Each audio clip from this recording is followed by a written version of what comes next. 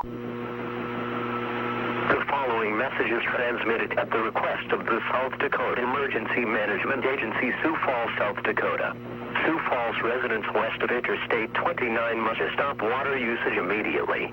Please stop flushing toilets, washing clothes, and using showers. Only use water for drinking purposes. Water does not need to be boiled. Discontinue all other uses of water. There is an issue with the sanitary source system, which may cause solar backups in the affected area. Potential solar backups will occur from an area bounded to the north, from the North Minnesota Avenue water plant to the south by 26th Street. The eastern boundary is along Minnesota Avenue, and the western boundary along Western Avenue.